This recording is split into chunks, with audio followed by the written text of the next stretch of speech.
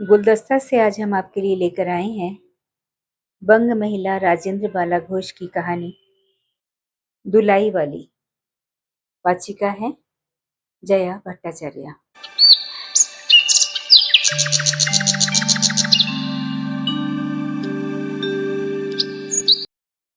काशी जी के दशाश्वमेध घाट पर स्नान करके एक मनुष्य बड़ी व्यग्रता के साथ गुदोलिया की तरफ आ रहा था।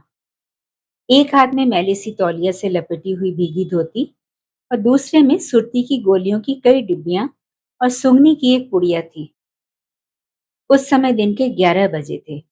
गुदोलिया के बाईं तरफ जो गली है, उसके भीतर एक और गली में थोड़ी दूर पर एक टूटे मकान से पुराने मकान में वो जा घुसा। मकान के पहले खंड में बहुत अंधेरा था, पर ऊपर की जगह मनुष्य के वासोपयोगी थी। नवागत मनुष्य धड़धड़ाता हुआ ऊपर चढ़ गया। वहां एक कोठरी में हाथ की चीजें रख दी और सीता सीता कहकर पुकारने लगा। क्या है? कहती हुई एक 10 साल की बालिका आकर खड़ी हुई। तब उस पुरुष ने कहा, सीता, जरा अपनी बहन को बुला ला। अच्छा, कहकर सीता चली गई और कुछ देर में एक नवीना स्त्री आकर उपस्थित हुई। उसे देखते ही पुरुष ने कहा, लो, हम लोगों को तो आज ही जाना होगा। इस बात को सुनकर स्त्री कुछ आश्चर्ययुक्त होकर और झुंझला कर बोली, आज ही जाना होगा? ये क्यों? भला आज कैसे जाना हो सकेगा? अरे ऐसा ही था तो सवेरे भैया से कह देते। तुम तो जानते हो कि मुंह से कह दिया बस छुट्टी हुई। लड़की कभी विदा की होती तो मालूम पड़ता। आज तो किसी सूरत में जाना नहीं हो सकता। तुम आज कहती हो, हमें तो अभी जाना है। बात यह है कि आज ही नवल किशोर कलकत्ते से आ रहे हैं। आर्य से अपनी नई बहू को भी साथ ला रहे हैं। सो उन्होंने आज ही हमें जाने के लिए इसरार किया है। हम सब लोग मुगल सराय से साथ ही इलाहाबाद चलेंगे। उनका तार मुझे घर से निकलते ही मिला। इसी से मैं झट नहा धोकर लौट आया। बस अब करना ही क्या है?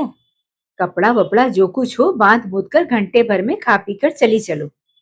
जब हम तुम्हें विदा कराने आए ही हैं, तब कल के बदले आज ही सही। हाँ, ये बात तो है। नवल जो चाहे करावे।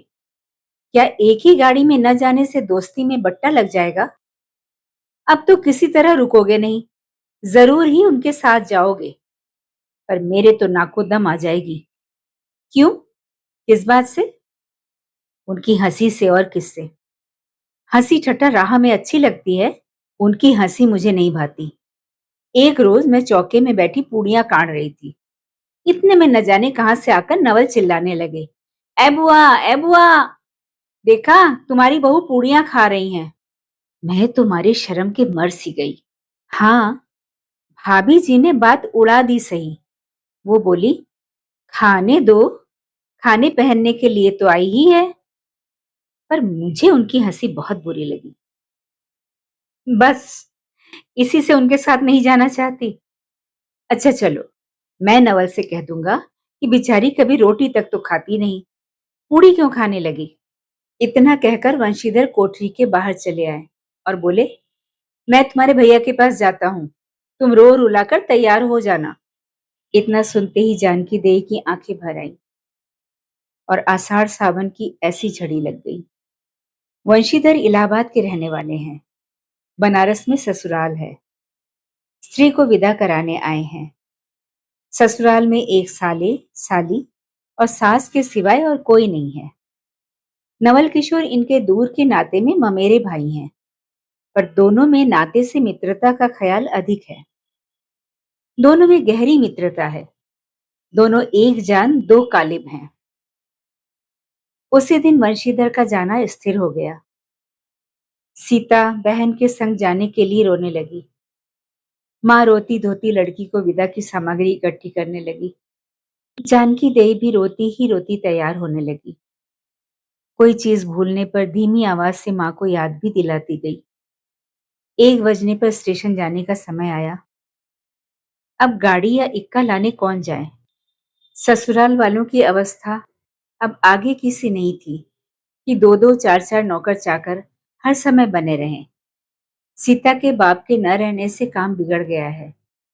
पैसे वाले के यहाँ नौकर चाकरों के सिवा और भी दो चार खुशामदी घेरे रहते हैं। छूछे को कौन पूछे। एक कहारिन है, सो भी इस समय कहीं गई है।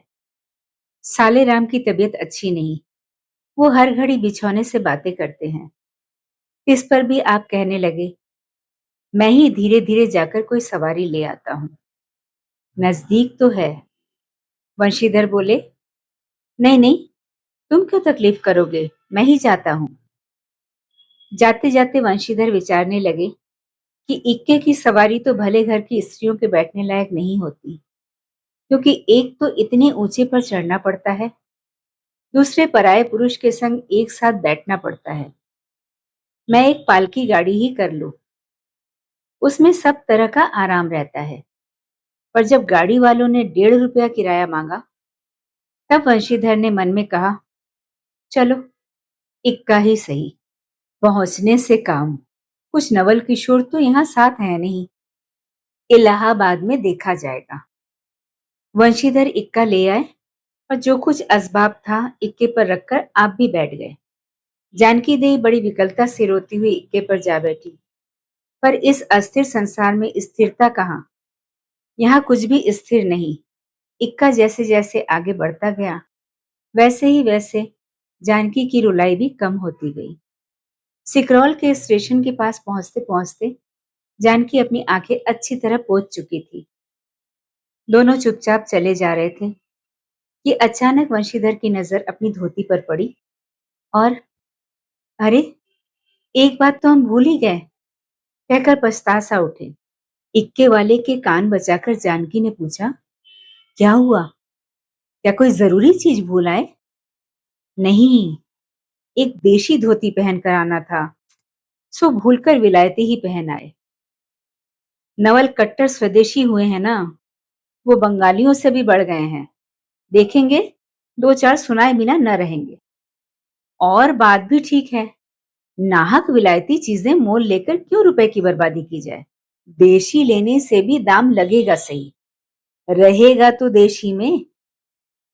जानकी जरा भौहें टेढ़ी करके बोली, उह, धोती तो धोती, पहनने से काम, क्या ये बुरी है?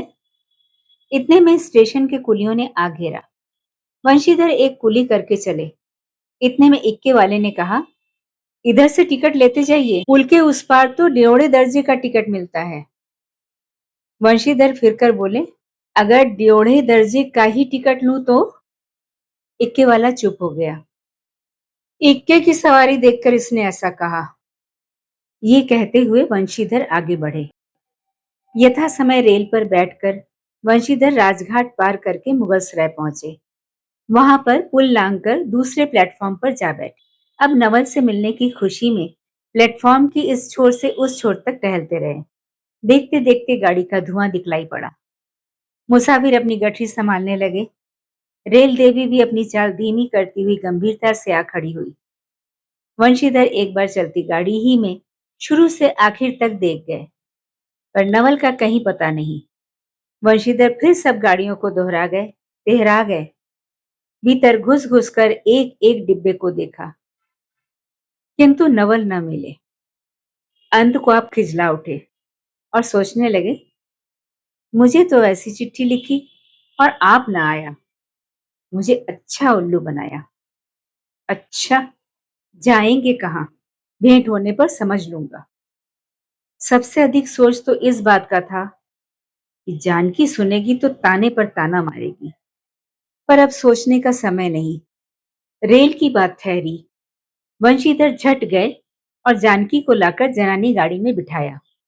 वो पूछने लगी, नवल की बहू कहाँ है? वो नहीं आए, कोई अटकाव हो गया, कहकर आप बगल वाले कमरे में जा बैठे। टिकट तो ड्योढ़े का था, पर ड्योढ़े दर्जे का कमरा कलकत्ते से आने वाले मुसाफिरों से भरा था, इसलिए तीसरे ही दर्जे में बैठना पड़ा। जिस गाड़ी में वंशीधर बैठे थे, उसके सब कमरों में मिलाकर कुल 10 ही 12 स्त्री पुरुष थे। समय पर गाड़ी छूटी। नवल की बातें और न जाने क्या अगड़ बगड़ सोचते सोचते गाड़ी कई स्टेशन पार करके मिर्जापुर पहुंची। मिर्जापुर में पेटराम की शिकायत शुरू हुई। उसने सुझाया कि इलाहाबाद पहुंचने में अभी देरी है। चलने के झंझट में अच्छी तरह उसकी पूजा किए बिना ही वंशीधर ने बनारस छोड़ा था। इसलिए आप झट प्लेटफॉर्म पर उतरे और पानी के बम्बे से हाथ मुंह धोकर एक खोमचे वाले से थोड़ी सी ताजी पूड़ियां और मिठाई लेकर निराले में बैठ आपने उन्हें ठिकाने पहुंचाया। पीछे से जानकी की सुध आई। सोचा कि पहले पूछ लें, तब कुछ मोल लेंगे, क्योंकि स्त्रियां नटखट होती हैं। वो रेल पर खाना नहीं पसंद करती। पूछने पर वही बात हुई। तब वंशीधर लौटकर अपने कमरे में आ बैठे। यदि वो चाहते तो वे इस समय ड्योढ़े में बैठ जाते, क्योंकि अब भीड़ कम हो गई थी। पर उन्होंने कहा, थोड़ी देर के लिए कौन बखेड़ा करे। वंशीधर अपने कमरे में बैठा तो दो एक मुसाफिर अधिक दिख पड़े। आगे वाले में से एक उतर भी गया था। जो लोग थे सब तीसरे ही दर्जे के योगी ही जान पड़ते थे। अधिक सभ्य कोई थे तो वंशीधर ही थे। उनके कमरे में पास वाली जगह में एक भले घर की स्त्री बैठी थी। वो बेचारी सिर से पैर तक ओढ़े, सिर झुकाए, एक हाथ लंबा घूंघट काढ़े, कपड़े की गठरी सी बनी बैठी थी। वंशीधर ने सोचा, इनके संग वाले भद्र पुरुष के आने पर उनसे बातचीत करके समय बिताएंगे। एक दो करके तीसरी घंटी बजी। तब वो स्त्री कुछ अचकचा कर थोड़ा सा मुंह खोल जंगले के बाहर देखने लगी। जो ही गाड़ी छूटी, वो मानो कांप सी उठी। रेल का देना लेना तो हो ही गया था। अब उसको किसी की क्या परवाह, अपनी स्वाभाविक गति से चलने लगी। प्लेटफॉर्म की भीड़ भी न थी। केवल दो चार आदमी रेल की अंतिम विदाई तक खड़े थे। जब तक स्टेशन दिखलाई दिया, तब तक वो बाहर ही देखती रही। फिर अस्पष्ट स्वर से रोने लगी। उस कमरे में तीन चार प्रौढ़ा ग्रामीण स्त्रियां भी थी। एक जो उनके पास ही थी कहने लगी, अरे, इनकर मनई तो नहीं अइलन। हो देखो रोअल करथइन। दूसरी बोली, अरे दूसर गाड़ी में बैठल हुई हैं। पहली बोली, दूर बोरई, इस जनानी गाड़ी थोड़ी है। दूसरी बोली, तव तो भालू कहूं। कहकर दूसरी भद्र महिला से पूछने लगी, कौने गांव उतरबू बेटा? मिर्जापुर चढ़ी हऊ ना? इसके जवाब में उसने जो कहा वो सुन न सकी। तब पहली बोली, हट, हम पूछिला ना। हम कहाँ उतरबू हो? आए, इलाहाबाद। दूसरी ने कहा, इलाहाबाद कौन गांव हो गोइया? पहली बोली, अरे नहीं जानला, प्रयाग जी, जहां मनई मकर नहाए जाइला। दूसरी बोली, भला प्रयाग जी काहे न जानित? ले है के नहीं, तोहरे पंच के धर्म से चार दाई नहाए चुकी हई। ऐसा हो सोमवारी और गहन दका दका लाग रहा था, तउन तोरे काशी जी नहाए गई रहे। पहली बोली, आवे जाए के तो सब औते जात बाटेन, खूनी साहित तो बिचारो विपत में न पड़त बाटिन। हे हम पंचा हई, राजघाट टिकस कटौली, मोंगल के सराय उतरली, होते पुनः चढ़ली। दूसरी बोली, ऐसे एक दाई हम आवत रहे, एक मिली औरो मोरे संग रही। कौने टिसिनिया पर उकर मलिकवा उतरे से कि तुरंतिये गड़िया खुली। अब भैया वो गरा फाड़ फाड़ नरियाए, ए साहब गड़िया खड़ी कर, ए साहब गड़िया तनी खड़ी कर। अरे भला गड़िया दहिनाती काहे के खड़ी होए? पहली बोली, उमेरवा बड़ी उजबक रहल, भला केहू के चिल्लाए से रिलौआ क्यों खड़ी होला? इसकी बात पर कुल कमरे वाले हंस पड़े।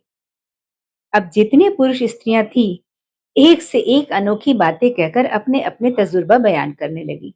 बीच बीच में उस अकेली अबला की स्थिति पर भी दुख प्रकट करती जाती थी। तीसरी स्त्री बोली, टिकसिया पल्ले बाय त नहीं, ये साहेबुआ सुनी तो कलकत्ते ताई ले मसूलिया ले। इहो तो नहीं कि दूर से आवत रहलेन, फरागत के बदे उतरलेन।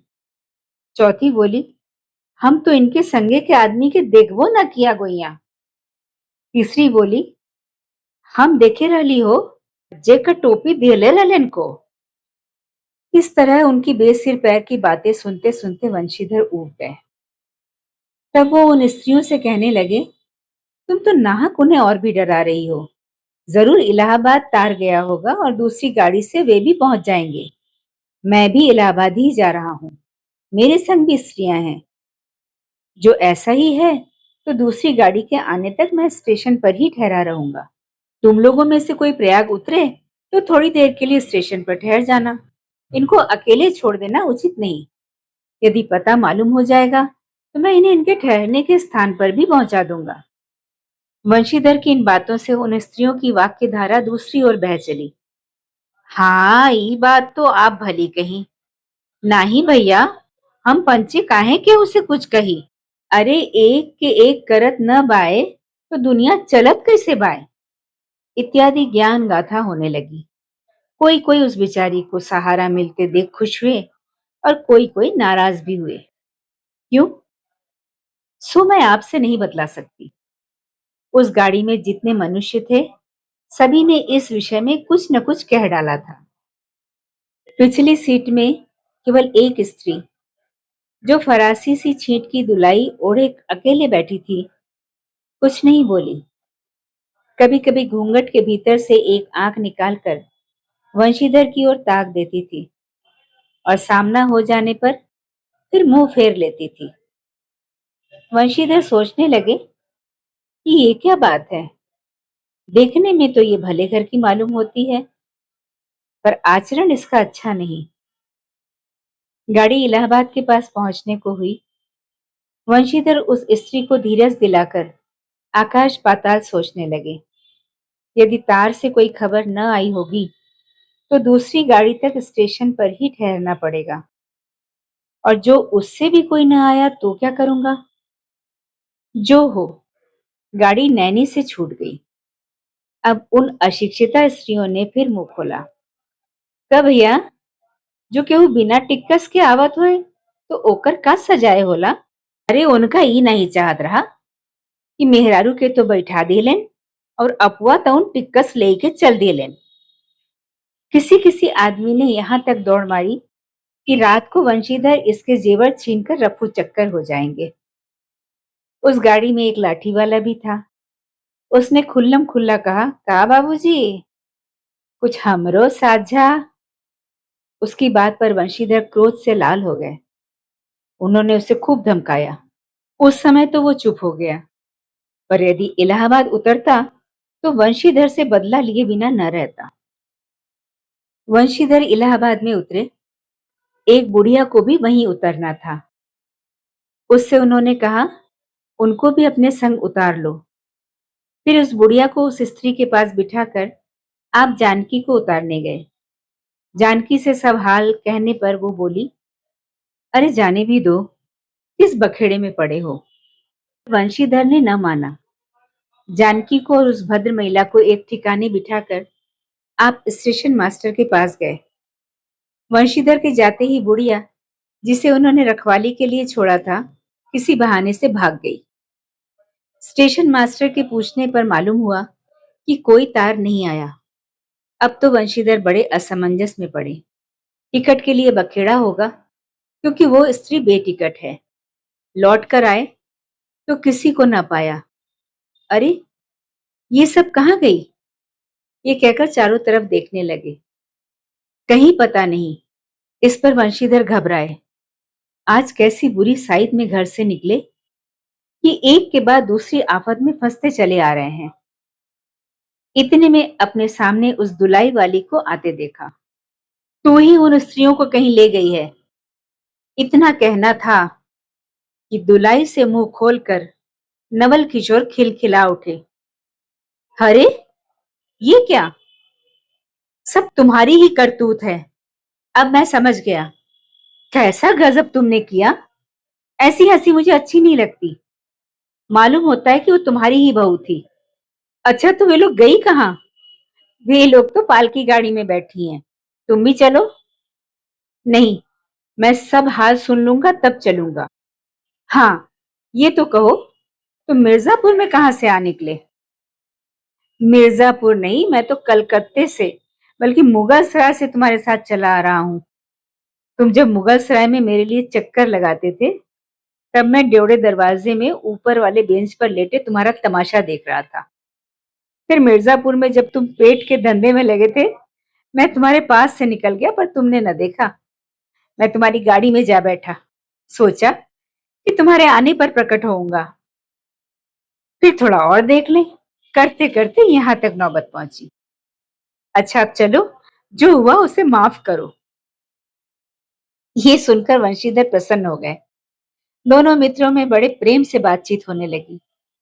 वंशीधर बोले, मेरे ऊपर तो जो बीती सो बीती, पर वो बेचारी जो तुम्हारे गुणवान के संग पहली ही बार रेल से आ रही थी, बहुत ही तंग हुई। उसे तो तुमने नाहक रुलाया, वो बहुत ही डर गई। नहीं जी, डर किस बात का था, हम तुम दोनों गाड़ी में थे ना। हाँ, पर यदि मैं स्टेशन मास्टर से इत्तिला कर देता, तो बखेड़ा खड़ा हो जाता ना। अरे तो क्या, मैं मर थोड़े ही गया था। चार हाथ की तुलाई की बिसात ही कितनी। इसी तरह बातचीत करते करते दोनों गाड़ी के पास आए। देखा तो दोनों मित्र वधुओं में खूब हंसी हो रही थी। जानकी कह रही थी, अरे तुम जानो क्या, इन लोगों की हंसी ऐसी ही होती है। हंसी में किसी के प्राण भी निकल जाएं तो इन्हें दया ना आवे। खैर, दोनों मित्र अपनी अपनी घरवाली को ले राजी खुशी घर पहुंचे, और मुझे भी उनकी ये राम कहानी लिखने से छुट्टी मिली।